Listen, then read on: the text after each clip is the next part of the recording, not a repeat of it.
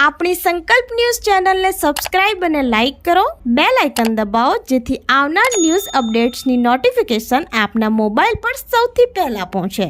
Like, subscribe and share the video. નમસ્કાર દર્શક મિત્રો, હું છું પૂજા ટંડેલ. સંકલ્પ ન્યૂઝમાં આપનું સ્વાગત છે. સમાચારની શરૂઆત કરતા પહેલા એક નજર આજના મુખ્ય સમાચાર પર. દમણ ડેલવાડા કોસ્ટલ હાઈવે પર બાઇક ચાલક કાર સાથે અથડાતા અકસ્માત સર્જાયો. ચાલકને ઈજા પહોંચતા હોસ્પિટલ ખસેડાયા, વાહનોને નુકસાન. સંઘ પ્રદેશ દમણ પાતલિયાથી ભેંસલોડ સુધીના કોસ્ટલ હાઈવે પર ચાલી રહેલા કામકાજ વચ્ચે દલવાડા વિસ્તારમાં એક અકસ્માત સર્જાયો હતો. પ્રાપ્ત વિગત અનુસાર દલવાડા કોસ્ટલ હાઈવે પર પોલીકેપ સર્કલ નજીક, જ્યાં હાલ એક તરફનો માર્ગ બંધ હોવાથી સિંગલ ટ્રેક ઉપર વાહન વ્યવહાર ચાલુ છે, જ્યાં પાતલિયા તરફથી આવી રહેલા એક બાઇક ચાલકે ઇન્ડસ્ટ્રીયલ રોડ ઉપર વાસુકીનાથ મંદિર તરફ વાળવાનો પ્રયાસ કરતા સામેથી આવતી બ્રેઝા કાર સાથે ધડાકાભેર અથડાતા અકસ્માત સર્જાયો હતો. આ ઘટનામાં બાઇક અને કારને નુકસાન પહોંચ્યું હતું. જોકે સદનસીબે બાઇક ચાલકનો આબાદ બચાવ થયો હતો. જોકે ઈજા પહોંચતા 108 એમ્બ્યુલન્સ દ્વારા સારવાર અર્થે મોટી દમણની સીએસસી હોસ્પિટલ ખાતે ખસેડાયો હતો.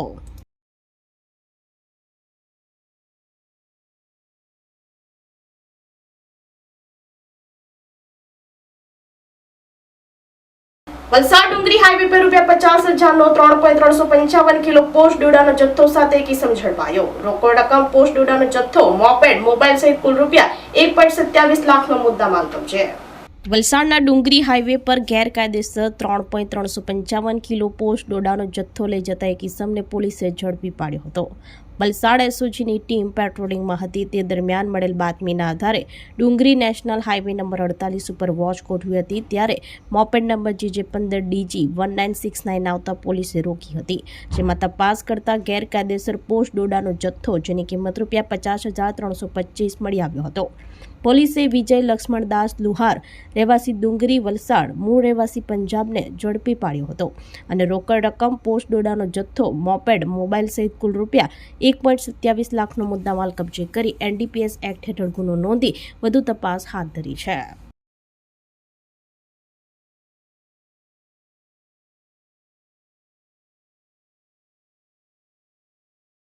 વલસાડ જિલ્લામાં ધુમ્મસભર્યા વાતાવરણને લઈ વિઝિબિલિટી ઘટતા હાઈવે પર વાહનોની ગતિ ધીમી પડી.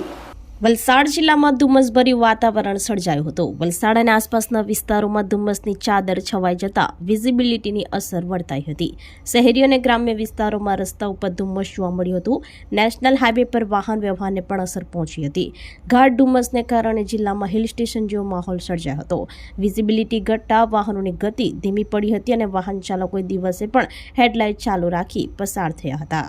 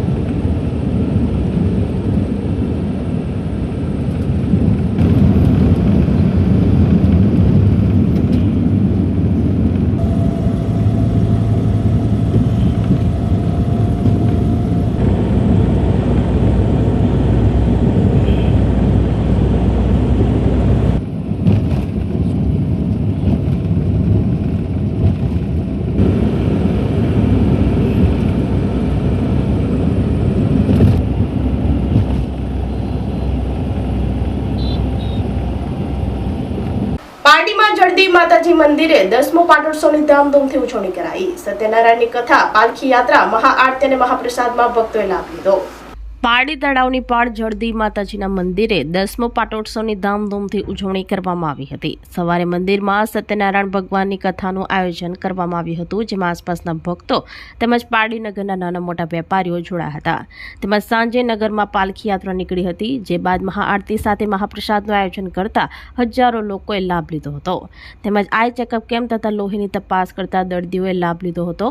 પારડી પાલિકાના માજી પ્રમુખ રતનબેન પટેલે જણાવ્યું હતું કે દર વર્ષની જેમ આ વર્ષે પણ જળદેવી માતાજીના 10મો પાટોત્સવની ભક્તો દ્વારા ઉત્સાહભેર ઉજવણી કરવામાં આવી હતી. આ પ્રસંગે વડીલો, યુવાઓ, વેપારીઓ, આસપાસના ભક્તો જોડાયા હતા.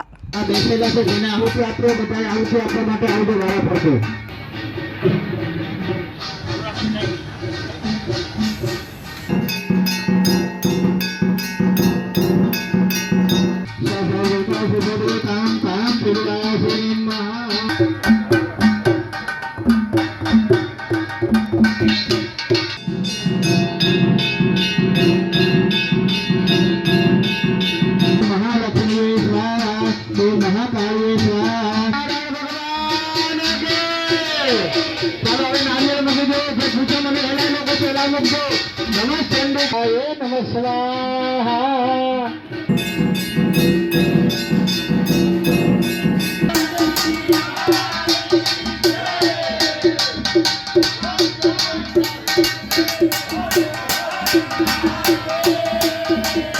રોજ પારડી તળાવની પાળ પર જળદેવી માતાનું મંદિર આજે 10મો પાટા ઉત્સવ છે અને અમે સૌ મળીને આ પાટા ઉત્સવ ધૂમધામથી ઉજવીએ છીએ. એમાં સૌ લોકો, સૌ શાકભાજી વાળા, કપડા વાળા, હરેક નાના મોટા વેપારીઓ અમારી સાથે રહીને આ માતાના પ્રોગ્રામને સફળ બનાવે છે. અને સાથે સાથે ખાસ કરીને અમારા હિન્દુ, મુસ્લિમ બધા એક સાથે મળીને આ જળદેવી માતાનો પ્રોગ્રામ અમે ઉજવીએ છીએ. અને હર સાલ આ રીતે પ્રોગ્રામ ઉજવાય એ મારી માતા પાસે હું દુઆ કરું. આવનારી પેઢીમાં પણ આ પેઢી લોકો કામ કરશે. સર્વ મારા શાકભાજી મંડળના ભાઈઓ, બહેનો, જુવાનો, ગમે તે લોકો બધા જ અહીંયા આવીને માતાની સેવામાં સહભાગી બને છે. ખાસ કરીને બહેનો પણ અમારી ખૂબ સહભાગી બનીને આજે 10મો પાટા ઉત્સવ છે ત્યારે મારી માતાના શણગાર માટે પણ બહેનો પાછળ પડતી નથી અને માતાની ખૂબ સારી રીતે સેવા કરે છે. તેમજ મારો પરિવાર પણ આ સાથે રહીને મને સાથ સહકાર આપી એમના બાપની યાદગીરીમાં આ પાટા ઉત્સવ અમે ઉજવતા છે. સવારે 8:30 વાગે સત્યનારાયણ કથા પૂજા છે. એમના પછી પાલખી યાત્રા અમે 4:30 વાગે રાખી છે. જે પાલખી યાત્રા પારડી ગામમાં ફરીને મરી માતાના મંદિરથી ચિવલ રોડથી થઈને પરત અહીંયા 7:15 વાગે જેવી આવી જશે પાછી. અને સાંજે 7:15 વાગે મહાઆરતીનો પ્રોગ્રામ રાખ્યો છે. જે મહાઆરતી થઈ પછી મહાપ્રસાદનો પણ આયોજન છે. તે પછી અમે રામચંદ્ર હોસ્પિટલ તરફથી ફ્રી કેમ્પ, આઈ કેમ્પ, જે ચશ્મા ને વિતરણ મફત રાખ્યું છે ને લોહીની તપાસ પણ મફતમાં રાખ્યું છે. જે દરેક ગામજનોને એમાં લાભ લેવા વિનંતી.